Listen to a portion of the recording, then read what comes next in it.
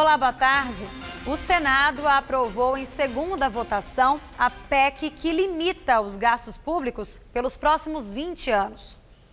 A proposta de emenda à Constituição 55 foi aprovada por 53 votos a 16.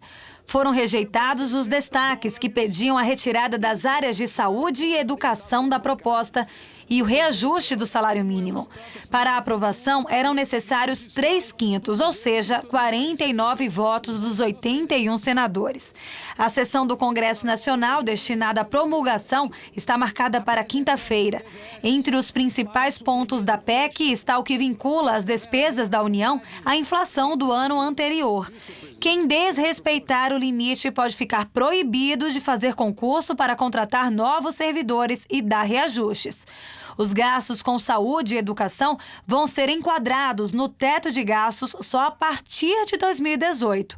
A partir do 10º ano de vigência do limite de gastos, o presidente da República vai poder enviar um projeto de lei ao Congresso para atualizar a proposta.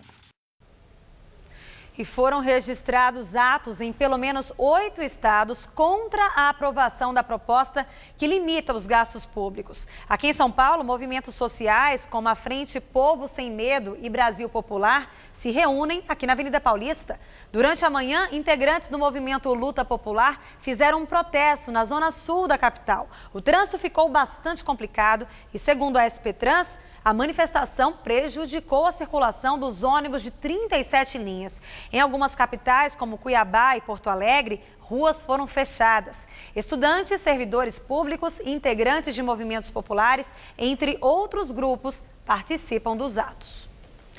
E o presidente do Senado, Renan Calheiros, do PMDB, criticou o vazamento do conteúdo de delações de executivos da Odebrecht e aproveitou para criticar o Ministério Público.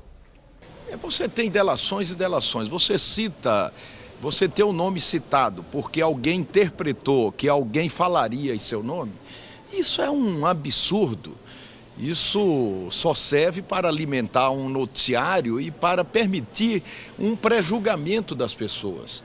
O Ministério Público, infelizmente, passou a fazer política. Só política. Quando você faz política, você perde a condição definitivamente de ser o fiscal da lei. E a Polícia Federal deflagrou hoje a Operação É Festa, que investiga o desvio de até 11 milhões de reais do Ministério da Cultura para a construção do Museu do Trabalho e do Trabalhador de São Bernardo do Campo, na ABC Paulista, durante a gestão do prefeito Luiz Marinho, do PT, para homenagear o ex-presidente Lula.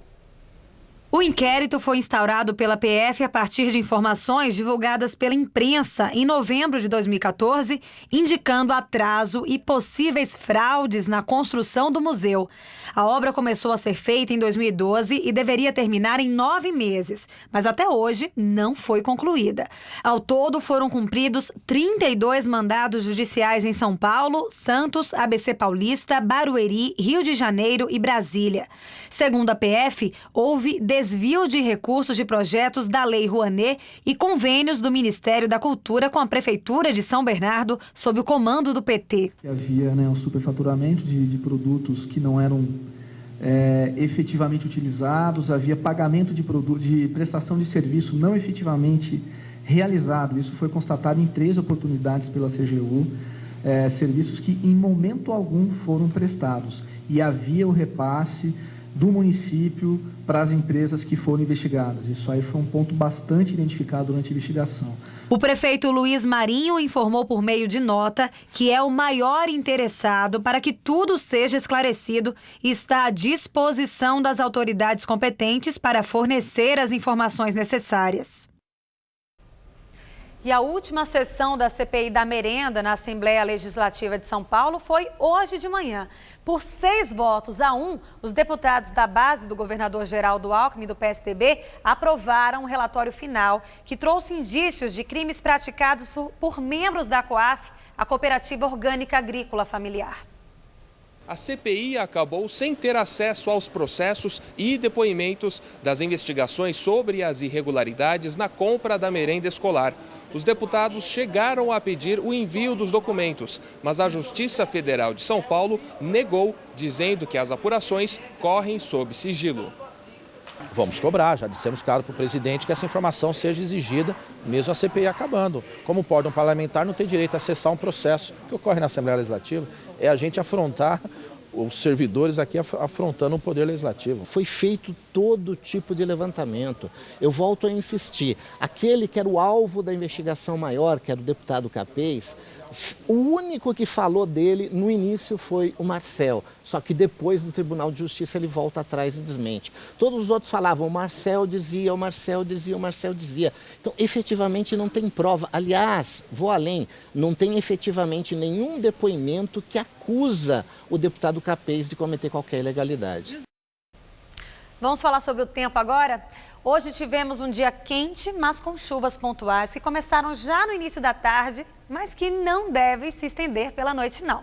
Vamos ver como fica o tempo nessa quarta-feira?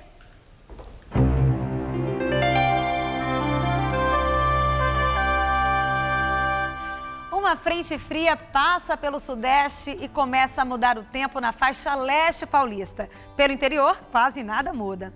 O sol ainda vai predominar em praticamente todo o estado de São Paulo, mas só não deve chover no oeste paulista. Nas outras áreas, a chuva acontece de forma pontual durante a tarde, mas nem isso refresca o calorão.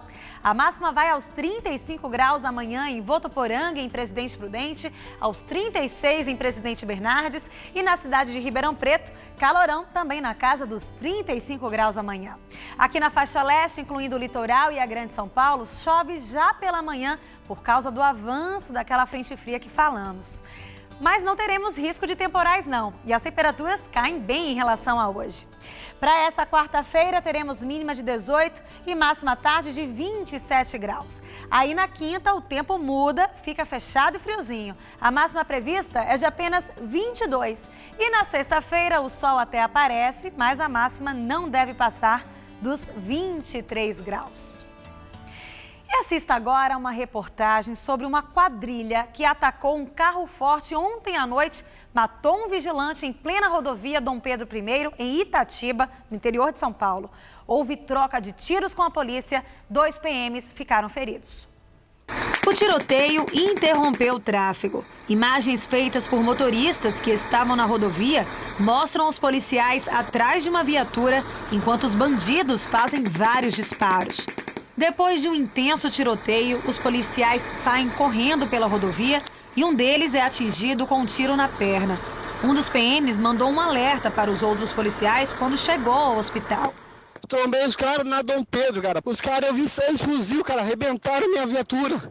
Não conseguia desembarcar, descarreguei 2 carregadores. Socorri o parceiro, ele tá com um tiro de raspão na coxa e o meu pegou fragmento só. Eu tô no PS Itatiba, já na Santa Casa. Mais uma vez, meu? Os caras já estão por Jarinu já, meu. Cherokee blindado aí, mais 2 carros na cobertura. De acordo com a polícia, 3 carros fortes passavam pela rodovia na região de Itatiba, no interior de São Paulo, quando foram interceptados por cerca de 15 criminosos fortemente armados com fuzis. 2 carros fortes conseguiram escapar, mas o terceiro caiu em um barranco na tentativa de fugir dos criminosos. Um vigilante morreu. A quadrilha explodiu o carro forte, que ficou completamente destruído. Na fuga, eles cruzaram com o carro da polícia. E chegou a hora da sua participação aqui no Gazeta News. Mande pra gente via WhatsApp um vídeo de até 1 minuto com algum problema aí do seu bairro. O Gazap de hoje vem da zona leste aqui da capital. Olá, boa tarde. Nosso telespectador José Donizete reclama da quantidade de entulho espalhado na Vila Nova Curuçá. Olha a pouca vergonha aqui, o pessoal tá jogando entulho no meio da rua aqui, ó. Resto de móveis. A subprefeitura de Itaim Paulista explicou que a varrição na rua mostrada no vídeo é realizada todas as segundas e quintas-feiras. Mas por causa da denúncia do José, uma vistoria vai ser realizada ainda hoje, terça-feira. Se você também tem algum problema perto da sua casa e quer tentar resolver, grave um vídeo e mande aqui pra gente. O número você já conhece, é 11 aqui de São Paulo, 991616121. Mas não se esqueça de deixar o celular na posição horizontal enquanto você faz a gravação. Se tiver qualquer dúvida, o passo a passo está no nosso site. Então, participe! E por hoje é só. Mais notícias você vê logo mais no Jornal da Gazeta às 7 da noite e no Jornal da Gazeta edição das 10. Fique agora com Gazeta Esportiva. Até amanhã!